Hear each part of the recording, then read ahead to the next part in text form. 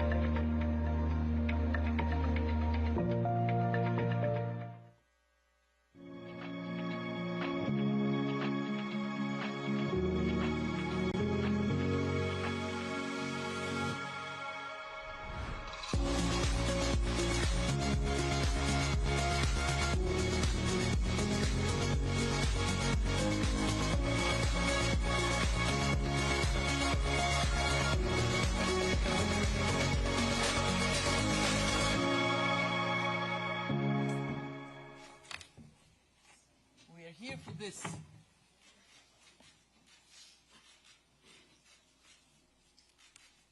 And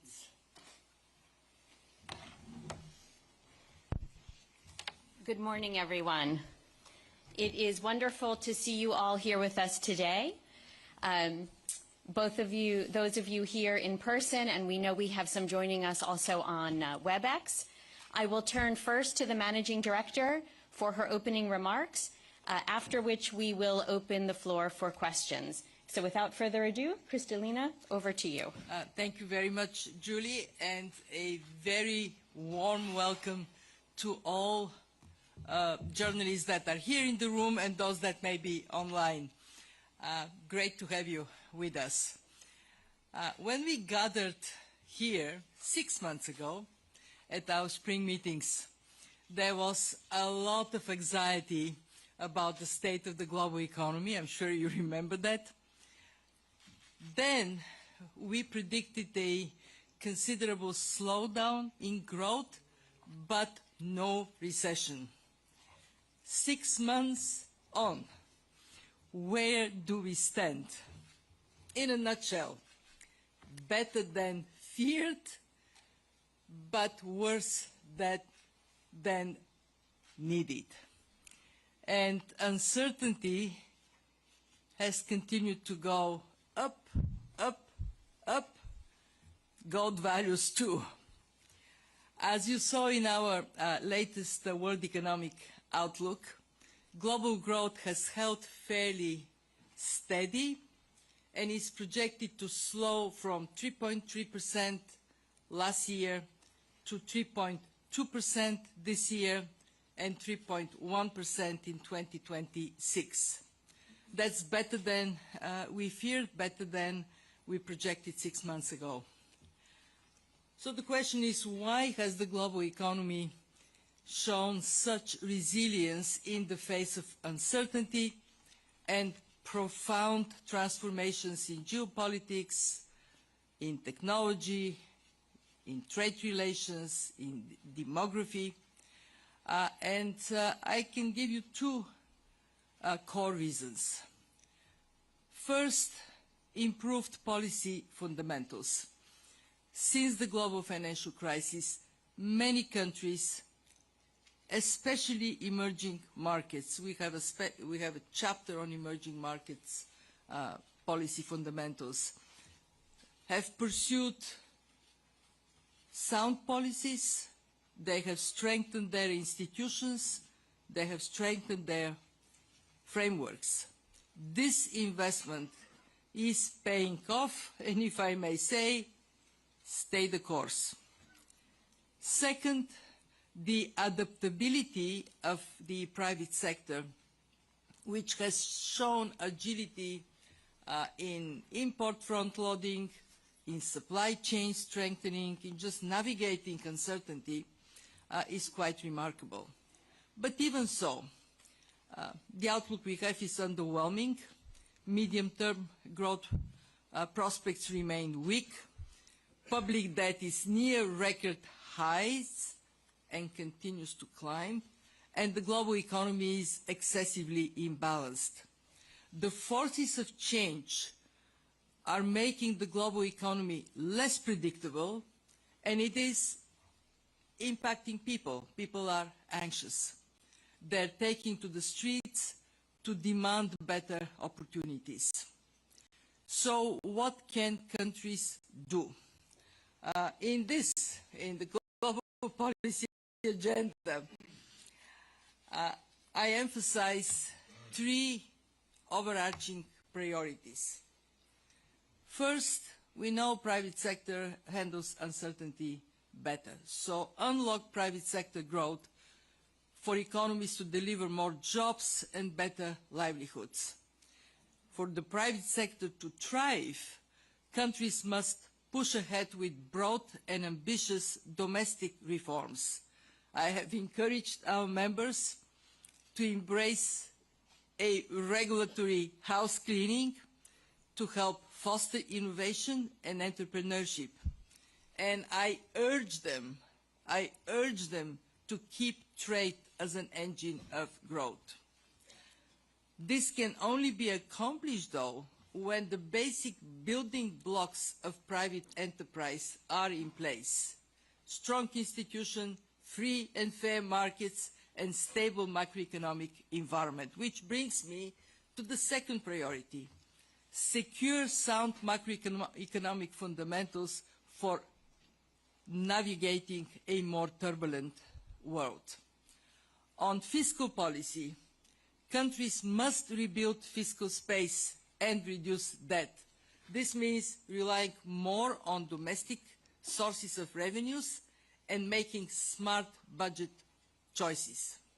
On monetary and financial sector policies, the priority remains to preserve stability and guard against financial stability risks. And third, reduce global imbalances. They have shot up. Countries with excessive surpluses, like China, should boost domestic demand, including by spending less on industrial policy and more on social safety nets. Those with excessive deficits, notably the United States, need to reduce fiscal deficits and incentivize private savings. As always, at the IMF, we are focused on what we can do to help countries strengthen economic and financial stability, resolve balance of payment problems, build strong policies and institutions. And there are a couple of very important developments that we are pursuing. We have in motion comprehensive surveillance review to sharpen the focus on surveillance, including our advice on trade policies and domestic reforms to rebalance the economy. We have an ongoing review on conditionality. It would strengthen program design so we can better support our members and help them navigate this more uncertain world. To ensure our capacity to provide much-needed financing to low-income countries, we need to continue to mobilize our members to fully implement the PRGT reform agreed last October. And there is one thing that I'm calling members to look carefully into. This is our Catastrophe Containment and Relief Trust. It was very useful to help the poorest of the poor during COVID, but it is depleted. For the new shocks to come, we need to seriously consider replenishing it. And finally, on debt, we continue our work on the Global Sovereign Debt Roundtable. We had our meeting yesterday. We continue work on reviewing the debt sustainability framework for low-income countries.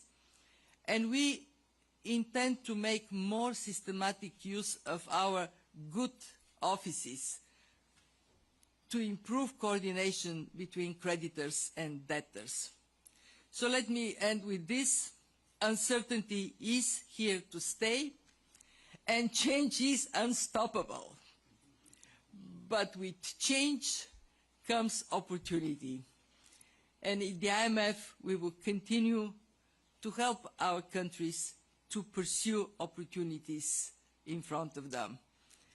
As a prudent steward of our members' resources, we are going to be right there for them every step on the way. And I can share with you that I have had extensive meetings with regional groups across the membership. The interest in the fund to provide calibrated, detailed, country-specific advice for this moment of time is just overwhelming. Makes me feel very good that our members value what we can offer, and I know we will reflect on all this when the meetings are over. Julie, back to you. All right, thank you very much. We'll now open the floor for questions. Please raise your hand. I see many of you are doing so, and we will take questions from the floor. Okay, let's start actually in the back here, right on the end, man with the pen in his hand, right here. Yep. So, Mr. Pen Man. Miles McCormick with the Financial Times. Thank you for doing this.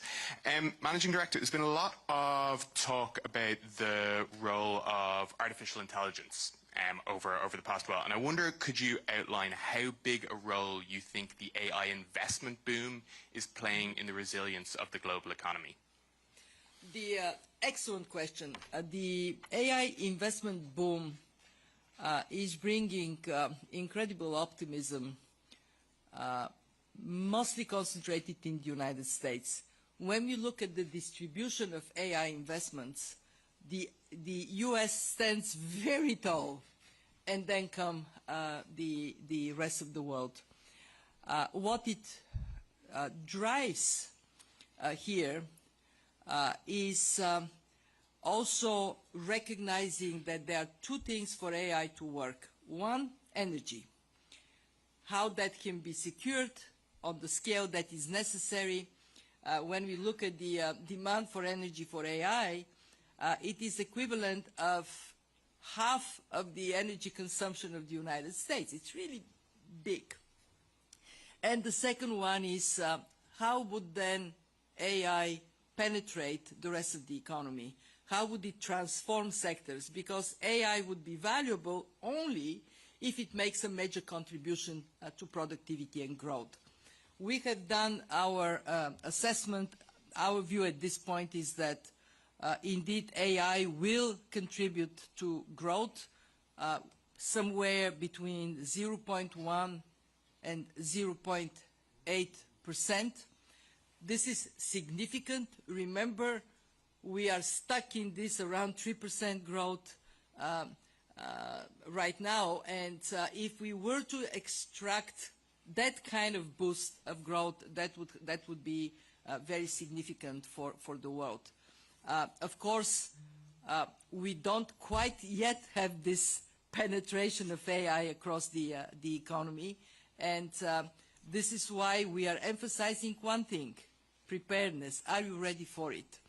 We have developed at the fund AI Preparedness Index.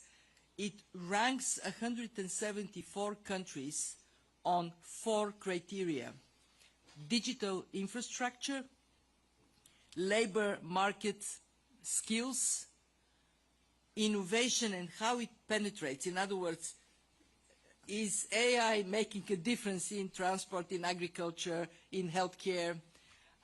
And the fourth is the trickiest: regulation and ethics. When we rank countries, here is a problem that arises. We have a very big distribution from the best to the laggards.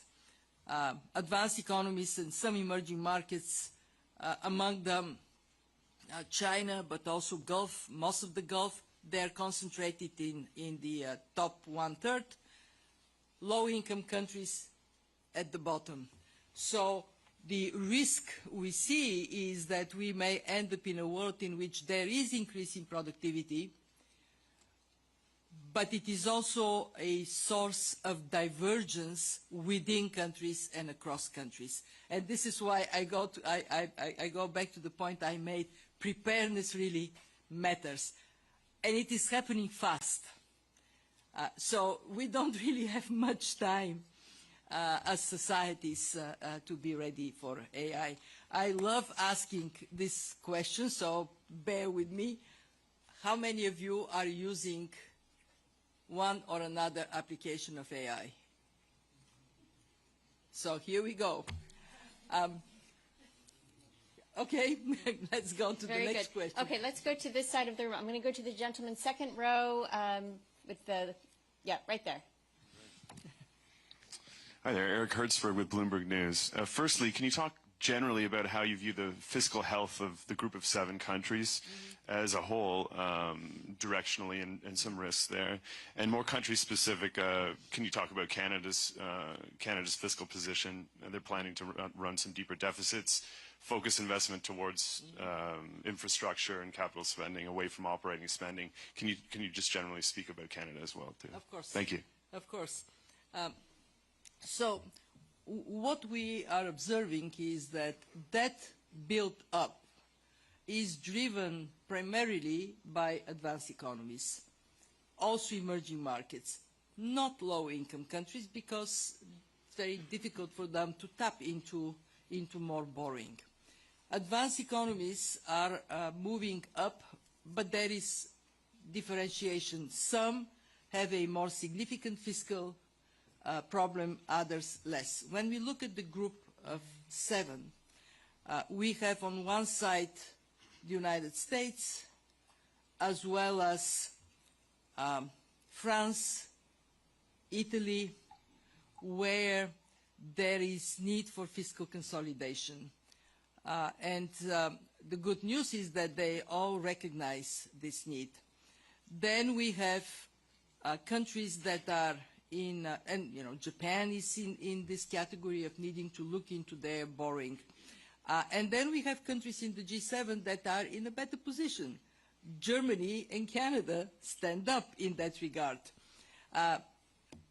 Both Germany and Canada recognize that in this very testing time, they need to use their fiscal space. In the case of Germany, it is beneficial for Germany, it's beneficial for the European Union, and of course beneficial for the rest of the world. In the case of Canada, the Canadian authorities have been very decisive to take action in the context of changing relations with their main trading partner. And one of these actions is indeed to reform, modernize the budget framework by doing 2 things. First, separate operating expenses in the budget from investment. And that ability to then focus strategically on investment that are pro-growth, that can lift up productivity, and then send the signal to companies, to the society as a whole, that Canada is going to do it, we welcome very much. The areas that Canada identified, housing, infrastructure, energy, they're thinking of some strategic projects. These are areas that we see the need of doing more so Canada can lift up productivity. And the second thing Canada is doing is to change the time schedule for the budget. Rather than presenting it in the spring, to move it towards presenting it in the fall. Actually, if I remember correctly, early November is when the budget is going to come. Why are they doing it? Because they're thinking of predictability, of the signaling of this investment orientation, and they're saying, wait a minute, the construction season in Canada is from the spring on. If we tell people in April there would be this very important project, by the time it starts chirking, it will be winter, not the best time to construct. So they're moving the cycle in a way that we think is appropriate. Right. Okay, let's go right here in the front row, a woman in the green jacket. Thank you. This is Tao Xu with the China Central Television. So my question is about China. So as we know, the China's economy is shifting from the high-speed growth to a stage of the high quality and stable development, so which reflects in the latest WEO report. And could you please comment on that? And also, how do you assess China's role in driving the global growth? Thank you. Thank you for this question. China has been quite resilient to the turbulence that the world has experienced. We project growth this year at 4.8%. We expect growth to slow down to 4.2%, and that immediately answers your question.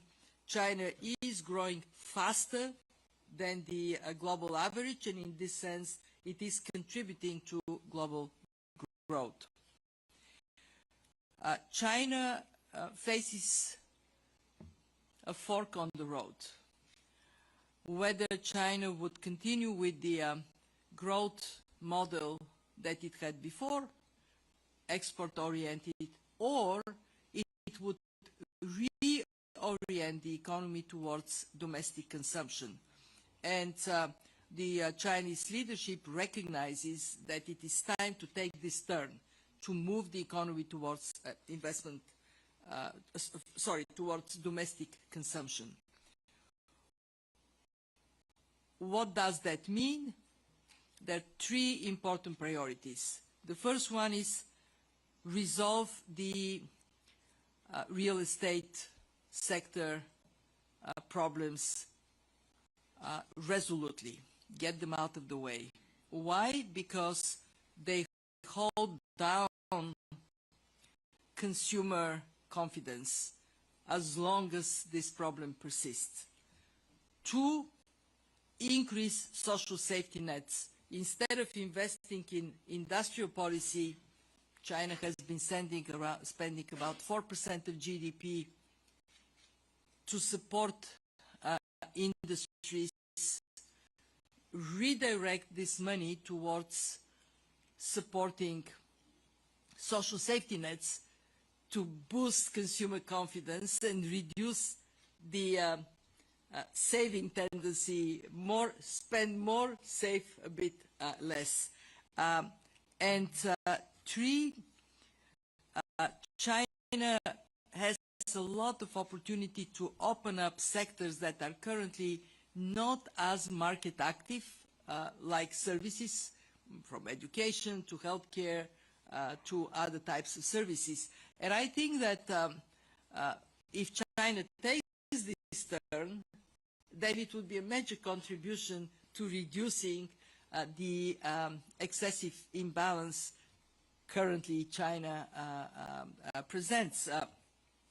And I think it is overall right for a large economy like the Chinese economy to do more at home than outside. Okay. All right, let's go right here. First row at the end. Thank you. Good morning, Madam Managing Director Kristalina Georgieva. Good morning, Madam Kozak. Madam Kristalina, you recently highlighted positive developments in Senegal. I'm the correspondent of the outlet, Senegalese outlet 2STV. So, yet multiple credit rating agencies continue to downgrade the country. Could you share your perspective on this apparent contradiction?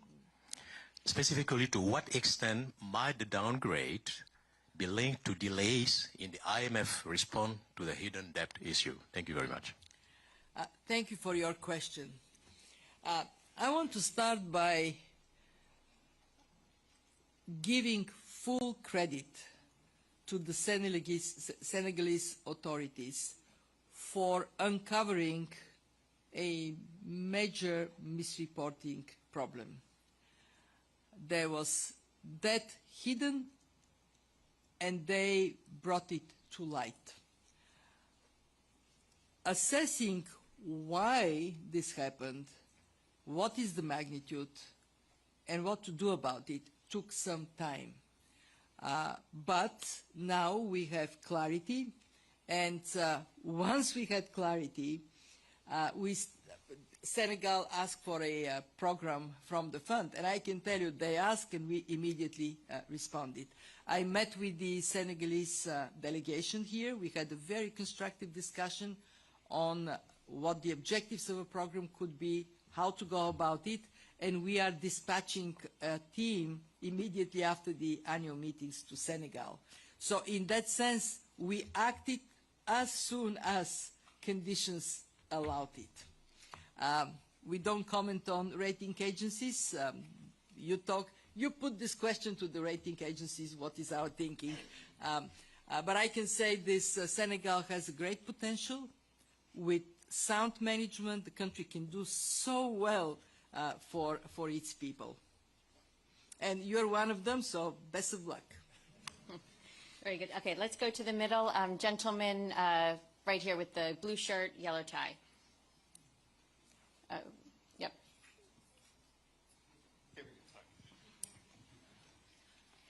Thank you very much, Managing Director. David Lauder with Reuters here in Washington. I wanted to ask you about something that is making the rounds in financing circles here. There's a couple of U.S. companies that have collapsed in the automotive sector, a parts company and a subprime auto lender. They got their funding from the non-bank sector, the private lending market, and it's raised some alarm bells there. Jamie Dimon the other day mentioned that if you see one cockroach, there are others. So I'm wondering if this is a concern for you about the health of the credit markets and whether this is something that could boil over into a crisis. And then furthermore, how prepared is the world to handle another systemic crisis that, buffeted by crisis after crisis? There's not a lot of resources left in fiscal coffers. Thank you. Thank you, David. We are concerned, and it came very clearly in the financial stability report we issued this week. What we have seen is very significant shift of financing from the banking sector to non-bank financial institutions, to a point that more than half of financing is now there. We know that the non-banking financial institutions do not enjoy the same level of regulatory oversight as the banks do. Therefore, if that grows significantly, then we risk, should there be a concern that grows, that we may be in a difficult place. Whether that kind of problem can be more dramatic, of course, depends on two things. It depends on the performance of the real economy, and it depends on the magnitude of non-banking financial institutions that find themselves in a tough spot. And this is why we are urging more attention to the non-bank financial institutions. We are asking a question: what should be done to have more oversight, more, a better view of what is happening there? You are asking the question that keeps me awake every so often at night. At this point, what we see is a world that has learned to operate with more responsibility, with better policy frameworks, and it is across the globe. It's not like we have a small subset of advanced economies with good fundamentals. We actually have many emerging market economies with very strong fundamentals. We also have lots of reserves.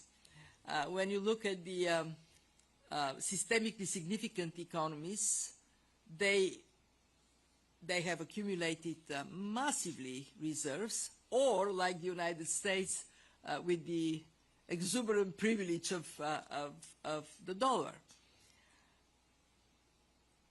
In that sense, there is a better foundation. We are not where we were at the time of the global financial crisis. Lessons have been learned, actions have been taken. Nonetheless, we also have to recognize that countries have exhausted their fiscal buffers. I just talked about the high level of debt. Monetary policy is still wrestling with keeping inflation on a downward trend, with the exception of parts of Asia where actually disinflation went too far. And in this environment, of course, the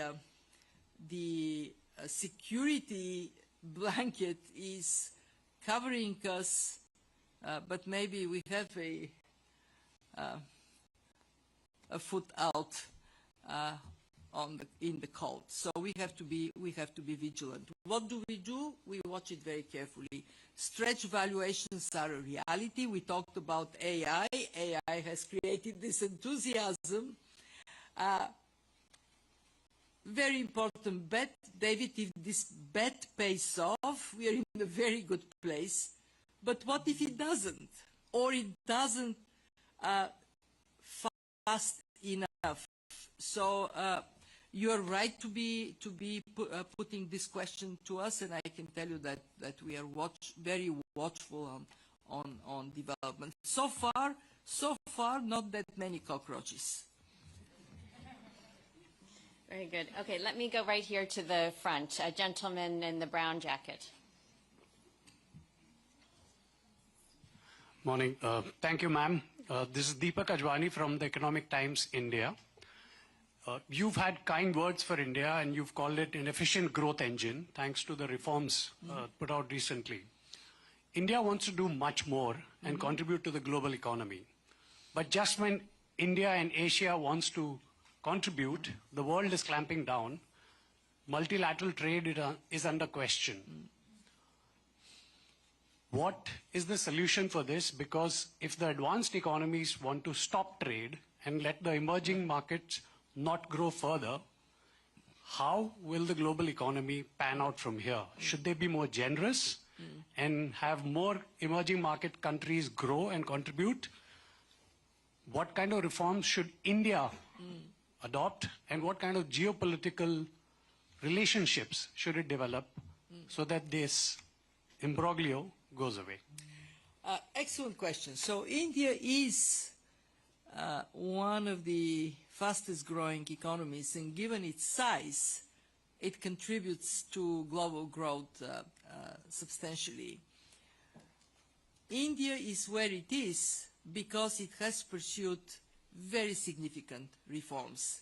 Tax reform, investing in infrastructure, digital infrastructure, but also roads, connectivity in the country, and that has injected this growth potential. Now, indeed, there is a significant change. The largest economy in the world has chosen to use tariffs as an instrument in relations with partners. Here is the interesting fact today. The rest of the world has not followed so far, and I want to put the emphasis on so far. Out of 191 members of the IMF, we have seen only 3 moving more forcefully on tariffs. Of course, first the United States, China, and to a certain degree, although there have been significant adjustments, Canada. 188 countries said, thank you, but no thank you. We prefer to continue to trade on most, what was the term? Most favored nation rules.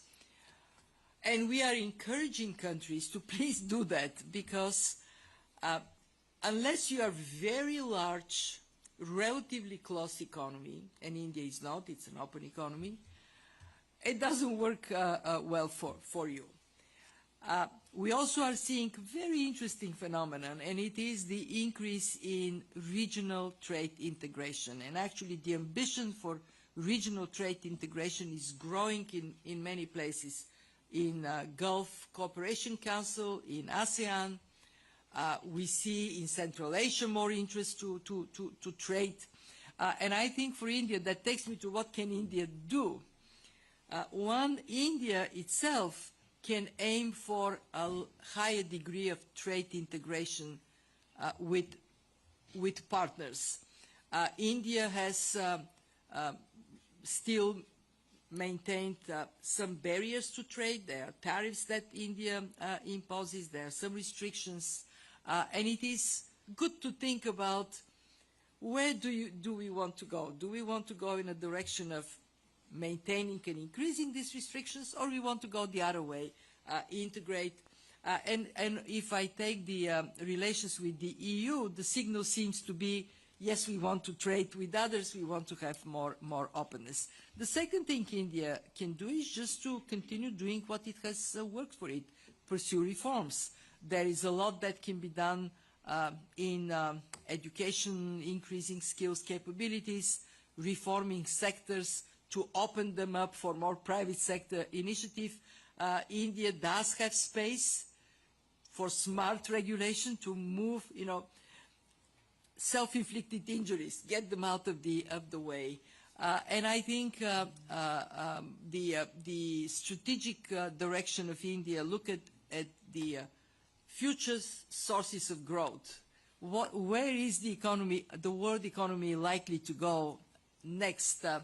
Demonstrably, the International Solar Alliance is a signal that India is thinking of that pursuit of opportunities. All right, let's go second row, man with the yellow lanyard. Yep, right there. Hello, Jeremy Warner from the Daily Telegraph in London. We've seen a significant rise in term premia of late, particularly in the UK, but also globally. Is this now the new normal? Indeed, they've returned really to the sort of levels we saw before the global financial crisis. So is this the new normal? And if so, what are the implications of that, particularly for countries with high sovereign debt? Well, this is why we are so loud in our call for fiscal consolidation and reducing debt levels across the world, because we should not be surprised if you look at the current debt composition. Big chunk of it was accumulated when interest rates were close to zero. Well, there is a moment when you need to refinance. You're refinancing in a different environment. Demand for refinancing and also access to financing is quite high. If you look at the one of the reasons why the world economy is doing relatively well, it is easy financial conditions. Even frontier markets are able to borrow at not the highest of cost. But when you look at the longer term, then you see what? You see the reflection of uncertainty. Okay, I'm going to lend you money. You're going to pay me 10, 15 years from now. You need to pay me a little bit of premium because of this uncertainty. So I think you're right to put it in a sense that this is not a blip. This is more likely a trend towards somewhat higher reward for especially longer term. But if government, let me put this again, if governments bring their debt levels decisively down in a medium term, not only that, if they signal they're doing it, and in this sense the UK is doing the right thing, they're signaling that they have a growth vision, but they also have fiscal responsibility. So you signal, and then the markets are going to be kinder to you. All right, let's go right here to the front. Woman in the green. It's me, Rulata Raune from CNBC Arabia. My question is about Middle East. do you think that the Middle East region will regain economic stability after 2 years of geopolitical tensions that have affected Egypt, Jordan, Lebanon, and Syria? I am like, I'm sure everybody in this room, everybody on this planet, breathed a sign of relief when ceasefire was reached. For the sake of the people that have been affected, those waiting for their loved ones to go back home, those waiting for peace so they can move more freely in Gaza. It is important, of course, that everybody concerned encourages this direction of sustaining, lasting peace. And yes, it would benefit the region. Just think about Egypt. Less tensions means good news for the Egyptian economy. Same for Jordan. For Lebanon, Lebanon put a request for a program. With Egypt and Jordan, we have programs that are doing quite well. Lebanon has requested a program. I hope we would be able to come up with a program. Syria asked us for support to rebuild institutions, especially the central bank. We have already had a team in Damascus. So when there is peace, there is also this benefit that those who are there to support you, it is easier, more viable for this support to come. So absolutely there would be a peace dividend for everybody. I'm going to go to another, we have time for one last question, so let me go into the audience. I'm going to go right here in the middle, man in the white shirt. This will be the last question. Thank you very much. Thank you, Julie. Good morning. Good morning, Managing Director. My question is about inflation. As you pointed out, most of the central banks are still wrestling with a relatively sticky inflation. Are there any concerns that the ongoing trade tensions, specifically between China and the US, might have spillover effects on inflation around the globe at some point? Thank you. What we see on the inflation front is overall inflation is trending down with some differences. In Asia, down, up to a point like in China where maybe a little bit of inflationary impulse could be a good thing, to somewhat higher than target, well, around target in the Eurozone and somewhat higher here in the United States. When we look at the impact of tariffs, as I said in a previous answer, we have one country that is more engaged, another one that is responding. The rest of the world is, for now, not becoming part of a trade war. Meaning that for these countries that are on the receiving end of tariffs, tariffs act as a shock that contains inflation, doesn't increase inflation.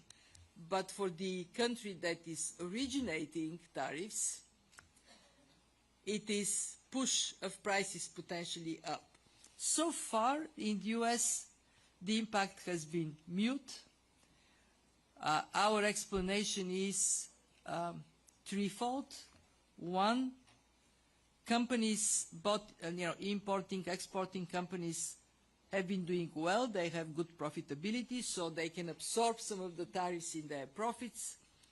Two, there was a lot pre-positioning that allowed pre-tariff prices to be maintained. And three, the likely adjustment of supply chains may also ease this impact. If there is flare up of trade tensions, that would of course have a negative impact. And again, this is why we are saying, please don't don't do that. It is not a healthy action. All right. Well, thank you very much. This brings us to the end of our press briefing. Thank you, Managing Director, for joining us. Thank you all for joining us. We will post the full transcript of this press briefing on our website. And, of course, if you have further questions, my colleagues at media.org, the IMF media team, are available to talk with you. Thank you so very much. much, everybody.